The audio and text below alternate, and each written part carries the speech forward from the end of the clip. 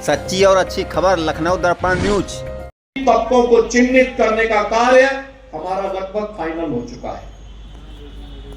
इस समय उनके किसी के राशन कार्ड बन रहे हैं, किसी के लिए पेंशन के कार्ड बन रहे हैं, किसी को अन्य सुविधाओं का लाभ उपलब्ध करवाया जा रहा है। और जिसके पास आवास नहीं होगा उसको आवास की सुविधा देंगे। जिसके पास आयुष्मान का कार्ड नहीं होगा उसको 5 लाख रुपए की आयुष्मान की सुविधा का लाभ उपलब्ध करवाएंगे। लेकिन कोई भी गरीब, कोई भी वंचित, अभाव ग्रसित नहीं रहेगा।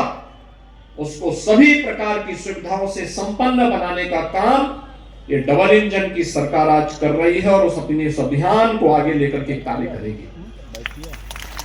आज हमारी सरकार एक अन्य महत्वपूर्ण निर्णय लेने जा रही है और वह निर्णय है कि उत्तर प्रदेश के अंदर जहां जहां भी बाबा साहब भीमराव अंबेडकर की मूर्तियां लगी हैं, उन मूर्तियों में अक्सर होता है कुछ शरारती तत्व आकर के मूर्तियों के साथ छेड़छाड़ करते हैं, क्षतिग्रस्त करने का कुत्सित प्रयास करते हैं।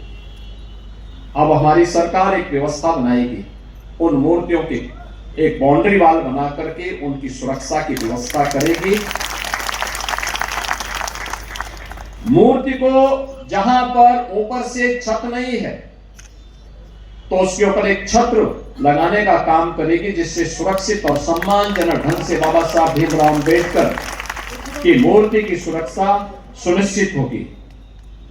हर मलिन बस्ती को, हर दलित बस्ती को, अनुसूचित जाति बस्ती को, जनजातीय बस्तियों को हम कनेक्टिविटी के साथ जोड़ने के कार्यक्रम को, जो अगर बच गया है, यद्यपि ग्रामीण विकास विभाग ने, नगर विकास विभाग ने इन कार्यक्रमों को पूरा करने का काम किया, लेकिन फिर भी अगर कोई बचा होगा उसको हम पूरी तरह कनेक्टिविटी के साथ जोड़ने का कार्य करेंगे। इस विश्वास के साथ मैं आज एक बार फिर से बाबा साहब भीमराव अंबेडकर की इस महापरिनिर्वाण दिवस के अवसर पर उनकी स्मृति को नमन करता हूं।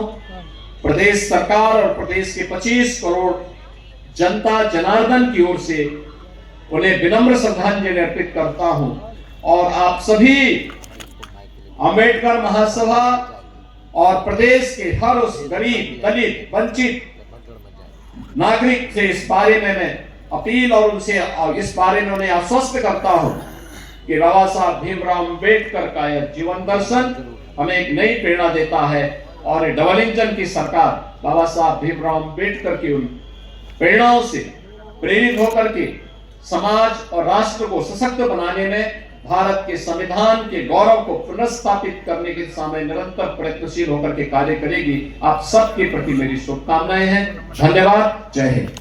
परिनिर्वाण दिवस के अवसर पर बड़े गर्वपूर्वक कह सकता हूं, बाबा जी शरीर छोड़ करके गए हैं, लेकिन बाबा जी आज भी संविधान के रूप में, विचार के रूप में हम सब के बीच मौजूद हैं। इसको एहसास करते हैं कि नहीं एहसास करते आप लोग? हर समय बाबा जी मौजूद। बाबा जी सर्वकालिक हैं। बाबा जी जिस प्रकार का संविधान हमें दिए, आज जिसकी चर्चा हमारे पूर्व वक्ताओं ने की, मैं बड़े गर्वपूर्वक ये कह सकता हूँ कि बाबा साहब ने जो स्वप्न देखे थे उसको डबल इंजन की सरकार माननीय प्रधानमंत्री श्री नरेंद्र मोदी जी के नेतृत्व में, आदरणीय मुख्यमंत्री योगी आदित्यनाथ जी के नेतृत्व में निरंतर पूरा करने का काम कर रही है। आज जब मैं अभी अस्थि कलश पे पुष्पांजलि कर रहा था तो पिछले दिनों माननीय प्रधानमंत्री जी के निर्देश पर मुझे भगवान तथागत बुद्ध के पवित्र अवशेष को लेकर के रूस जाने का अवसर मिला था। और रूस जब मैं गया तो रूस पहले एक कम्युनिस्ट देश था, लेकिन वहां का एक राज्य कलमी किया था। वहां जब गया, वहां की आबादी 3 लाख थी। शायद 3 लाख में से 30 लोग ही ऐसे रहे होंगे, शायद वो अभी ना रहे हों, जो बाबा जी के उन पवित्र अस्थियों के दर्शन करने के लिए ना आया हो। एक लंबी लाइन लगी थी 3 लाख की आबादी के लिए।